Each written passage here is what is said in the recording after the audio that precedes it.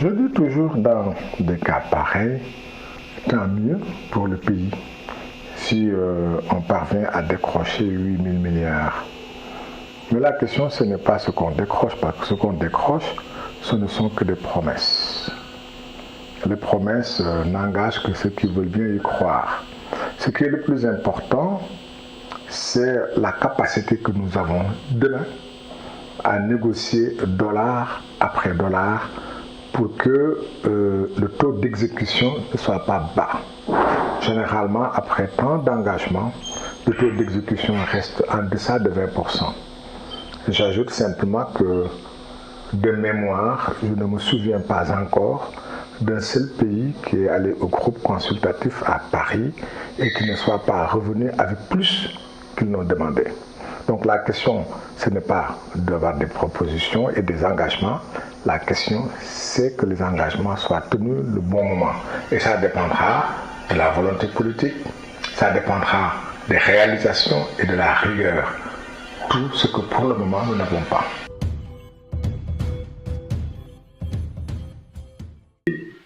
Je ne sais pas si ça a servi ou ça n'a pas servi. En tout cas, il n'y a pas un seul Sénégalais qui a vu à quoi ça aura servi. Pas un seul. Nous sommes dans une situation beaucoup plus compliquée. Il n'y a que le gouvernement qui veut croire au taux de croissance qu'il annonce et à l'augmentation de la production arachidière, alors que la saison de pluie n'a pas été des meilleures. Tout le monde sait qu'il suffit que la production agricole baisse, même d'un point de quelques milliers, pour que ça ait des répercussions sur le reste. Aujourd'hui, les Sénégalais crient le ras-le-bol, le marasme économique, le manque de perspective, une jeunesse qui est au chômage, les étudiants qui sont laissés pour compte, le diplôme ne leur sert plus à rien, l'État a pris des engagements avec les enseignants qui ne les respectent pas, avec les greffiers qui ne les respectent pas, avec le syndicat de la santé qui ne les respecte pas. L'État a pris des engagements qui ne respectent pas. L'État ne fait même pas face à sa dette intérieure. Dans ces conditions-là, franchement, avoir 8 000 milliards, 20 000 milliards, 30 000 milliards, alors que les caisses sont vides, le ministre lui-même, le groupe consultatif, le Fonds monétaire, reconnaissent que nous avons une véritable tension de trésorerie. C'est ça la réalité, c'est ça la vérité, et c'est ça qui fait que l'État peut prendre des engagements qu'il veut, mais en réalité, nous souffrons, le Sénégal souffre, on souffre, on souffre, on souffre. Ce n'est pas une coïncidence, nous nous sommes entendus. Nous l'avons décidé ensemble pour sceller une nouvelle alliance, pour sceller une unité de démarche, pour sceller notre volonté d'aller ensemble. Nous l'avons dit, la position de notre parti, c'est marchons séparément et frappons ensemble. Mais avec Khalifa Sall, nous avons décidé de porter plus loin cette alliance. Et nous avons dit que si Khalifa n'est pas candidat, il n'y aura pas d'élection. Et les hommes de Khalifa disent, si Karim n'est pas candidat, il n'y aura pas d'élection. Khalifa et Karim sont ensemble. C'est un symbole, à la fois dire par leur dénomination, Khalifa et Karim. Karim et Khalifa. Il n'y a que Macky Sall qui est capable de prendre et Khalifa et Karim, non seulement de les mettre en prison, mais de chercher à les empêcher de participer à une élection. Peine perdue, nous sommes unis et nous sommes décidés. Et ensemble, si nous disons aux Sénégalais que sans nous, il n'y aura pas d'élection, les Sénégalais peuvent nous croire. Donc, nous ne le craignons pas parce que nous pensons que le Conseil constitutionnel ne marche pas la tête en bas. Nous savons tous, tout le monde le sait, que Karim est électeur. Tout le monde le sait. Ça ne souffre d'aucun doute. Il est sénégalais, il est électeur, parce qu'il est électeur, selon la loi, tout Sénégalais, quel que soit son sexe, âgé de 18 ans révolu, jouissant de ses droits civils et politiques et n'ayant fait l'objet d'aucune interdiction. Karim Wade est sénégalais, il a plus de 18 ans, il jouit de ses droits civils et politiques et il ne fait l'objet d'aucune interdiction. Parce que les interdictions, c'est la loi qui les prévoit. L'article 9 du Code pénal dit que les peines au Sénégal sont 1. L'emprisonnement, 2. La privation des droits, 3. L'amende. Aucune décision de justice n'a privé Karim de ses droits. Donc franchement, Karim est électeur, certes non inscrit, mais électeur. Au demeurant, je veux quand même expliquer. Au Sénégal, il n'y a que 2 élections pour lesquelles le candidat doit être un électeur inscrit. Il ne suffit pas d'être électeur, mais il faut être inscrit pour ces 2 élections. Ce sont les élections locales et les élections législatives. Pour participer aux élections locales, il faut être électeur inscrit dans la commune où on se présente. Pour être électeur aux élections législatives, il faut être électeur inscrit sur la liste du département ou sur la liste nationale, selon qu'on est sur la liste départementale ou sur la liste nationale. Tandis que pour l'élection présidentielle, la loi dit, et c'est Macky Sall qui a introduit cette loi, il s'est tiré une balle dans le pied en pensant barrer la route à Karim. Avant, on avait dit peut être candidat tout Sénégalais. Ils ont ajouté tout Sénégalais électeur.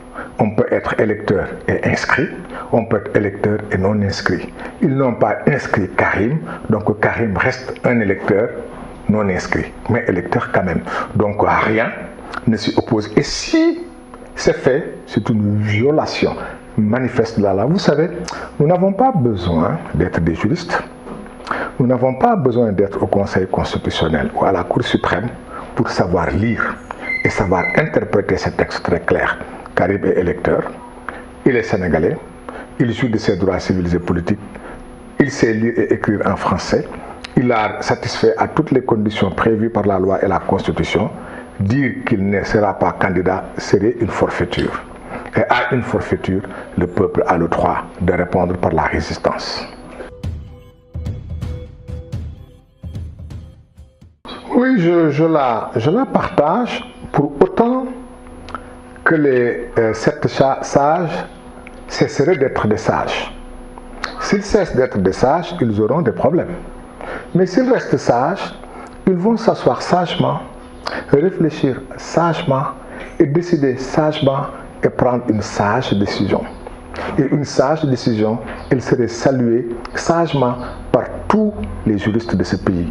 Mais s'ils prennent une décision qui est unanimement rejetée, ils cesseront d'être des sages. Et s'ils cessent d'être des sages, ça veut dire qu'ils ont décidé d'avoir le peuple en face d'eux. Et s'ils ont le peuple en face d'eux, évidemment, ça se passera très mal pour eux. Ils n'auront pas fait preuve de retenue et ils auront eu l'audace d'engager notre pays sur une voie sans issue.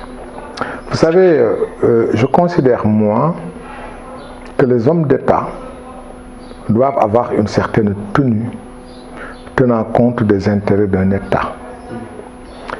Vous savez, si les Nations Unies constatent, parce que ce sont des constatations, c'est des constats.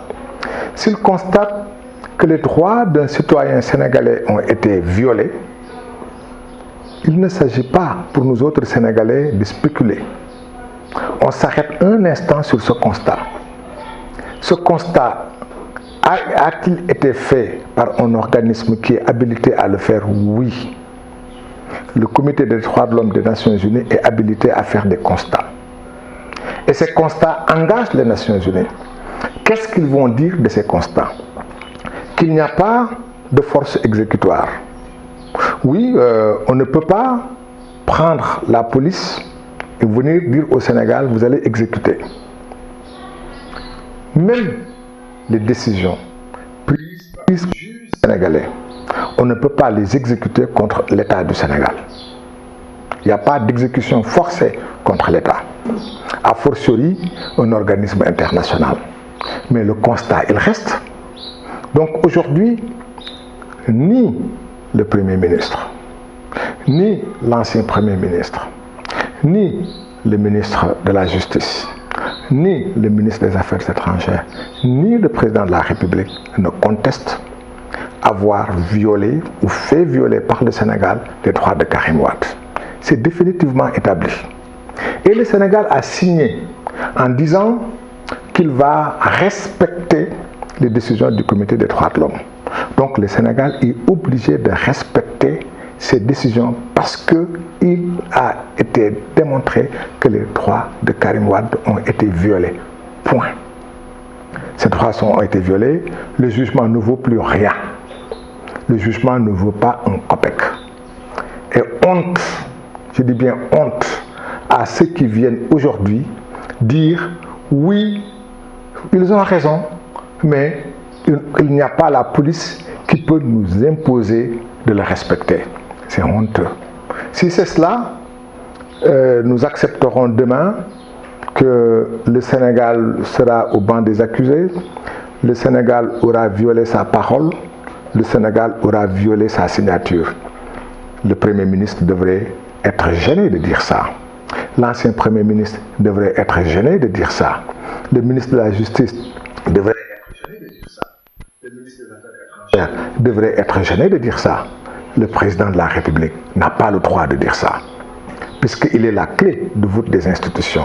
Il est l'incarnation de la volonté populaire. C'est à travers lui que notre pays a signé. Et c'est à travers lui que notre pays tient sa parole et respecte sa parole. Honte à ceux qui nous feront honte demain. Naturellement, il y a d'autres recours. Je ne reviendrai pas. Je vais aller mieux et puis je n'en parlerai pas. Mais bon, la cause est entendue. Quelle que soit la suite, nous avons dit que la candidature de Karim Wade, comme celle de Khalifa Sall d'ailleurs, ne sont pas de catégorie technique ou juridique. Elles relèvent des catégories politiques. Et encore une fois, laissez-moi le répéter, à une question politique, on apporte une réponse politique.